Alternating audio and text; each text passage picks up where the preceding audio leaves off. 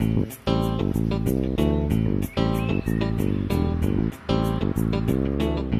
sommes heureux de vous accueillir donc aux portes ouvertes de la maison familiale, donc située à Saint-Martin-la-Caussade en Gironde.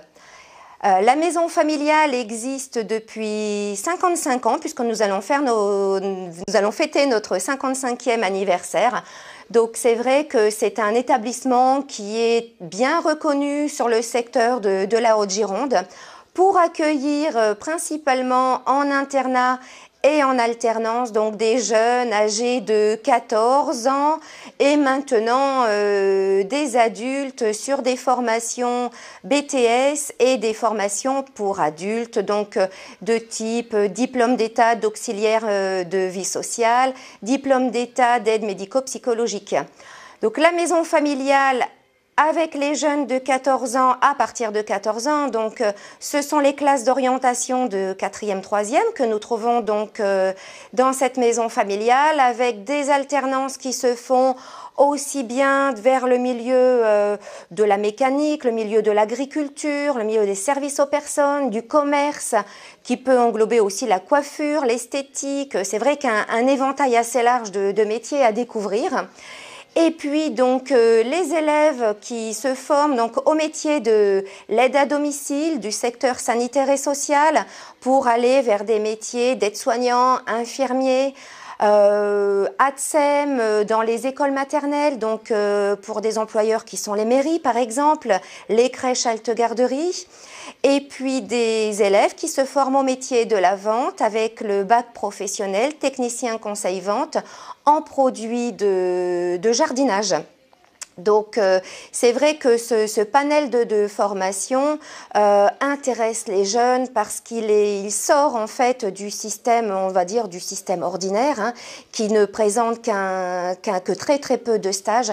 Là nos jeunes sont directement mis en situation professionnelle et c'est vraiment un atout pour eux. Donc la maison familiale c'est aussi deux BTS, donc le BTS économie sociale et familiale et le BTS SP3S, donc services et prestations des secteurs sanitaires et social par alternance, donc avec soit du stage comme on le connaît, donc stage traditionnel, ou des contrats de travail qui peuvent permettre aux jeunes de continuer à s'épanouir et d'avoir une activité professionnelle réellement reconnue. Alors quand je dis jeunes, c'est aussi les adultes, puisque nous accueillons des adultes en reconversion professionnelle, nous accueillons des adultes qui souhaitent monter en compétences dans les structures dans lesquelles ils travaillent. Donc c'est vrai que ces formations rencontrent un vif succès.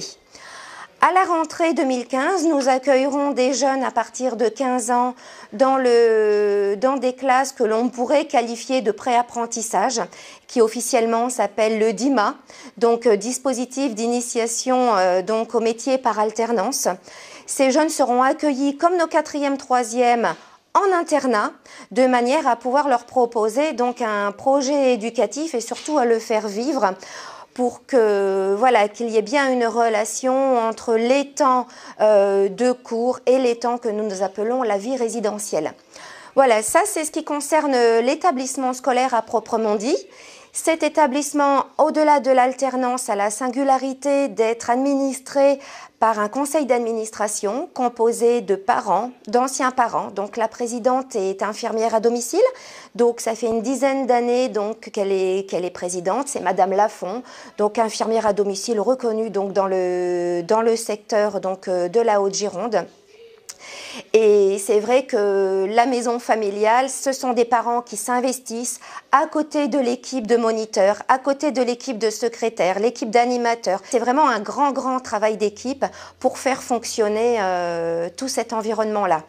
Donc des réunions de conseil d'administration qui se déroulent tous les 2 mois et des réunions de bureau, avec depuis l'année dernière un apéritif, dit apéritif associatif, qui permet aux nouvelles familles, donc sur le dernier week-end de juin, d'être accueillies à la maison familiale et de pouvoir, on va dire, dédramatiser un petit peu l'été. On inscrit son enfant dans un nouvel établissement, on ne sait pas trop comment ça va se passer. Est-ce que je vais trouver un stage? Est-ce que ça sera facile? Comment il va être accueilli? Donc là, le conseil d'administration accueille les familles Donc la présidente et le conseil expliquent voilà, comment le conseil fonctionne. C'est aussi le moment pour de nouvelles familles de se positionner, s'ils ont envie de pouvoir rejoindre le conseil d'administration, et pour l'équipe d'accueillir les élèves dans les classes pour présenter qui est qui va aller vers qui, comment les choses vont se passer. Donc c'est vrai que l'année dernière, ça a remporté un vif succès. Donc nous le remettons en place cette année et nous accueillerons les nouvelles familles et les élèves, donc le samedi 27 juin. Donc c'est un temps très très fort de notre association, tout comme peut l'être l'Assemblée Générale, mais c'est vrai que sur cette manifestation-là, on a quasiment 100% de familles qui se rendent donc, ce samedi matin, donc de 11h à 13h. Donc vraiment une belle expérience que ce temps-là. La maison familiale, c'est aussi de la mobilité européenne pour les jeunes donc, de classe de première. Cette année, donc d'ailleurs demain, les élèves partent pour un groupe à Tárrega en Espagne et pour l'autre groupe à Bruxelles, donc en Belgique, pour un mois de stage, accompagnés par l'équipe pédagogique et les membres du conseil d'administration qui, à tour de rôle, vont accompagner les moniteurs donc, sur la vie au quotidien des jeunes en mobilité. Et ce projet est porté au niveau de la fédération régionale, donc, qui nous permet donc d'obtenir des bourses par le biais du conseil régional, par le biais de notre DRAF, donc ministère de l'Agriculture, et le Fonds social européen. Voilà, donc des jeunes, si on fait un petit point sur l'internat, des jeunes qui sont accueillis en internat, donc nous avons 135 places en internat. Donc avec des temps de vie résidentielle, c'est vrai que si on avait la possibilité, un maximum de jeunes, pour pas dire tous les jeunes, seraient internes à la maison familiale. Parce qu'on se rend compte que les temps de soirée sont vraiment des temps privilégiés pour pouvoir encadrer les jeunes et faire vivre un projet éducatif. Sur des temps de journée, c'est beaucoup plus difficile, c'est plus compliqué, c'est plus aléatoire. Et le relationnel n'est pas du tout le même s'il y a une bonne connaissance des élèves, même si il se vit des choses en journée dans les activités pédagogiques. Mais c'est vrai que les activités de la vie résidentielle sont vraiment très importantes. Dans ces activités, donc, on retrouve aussi sur les jeunes, auprès des jeunes qui sont en demi-pension. Donc, ce sont les activités de service. Donc, les jeunes participent au service de la maison familiale en donnant un coup de main au self, à la vaisselle, en entretenant leur chambre, leur salle de classe. C'est vraiment une prise en charge globale qu'effectuent les moniteurs. Donc, auprès des élèves, donc sur ces, on va dire, 40 semaines de formation à la maison familiale. Une équipe de 38 personnes aujourd'hui, donc 38 salariés, donc sur des postes aussi divers et variés, avec un maximum de salariés en CDI. Ça, c'est important d'avoir une équipe de permanents, donc qui assure une certaine stabilité dans l'encadrement des jeunes.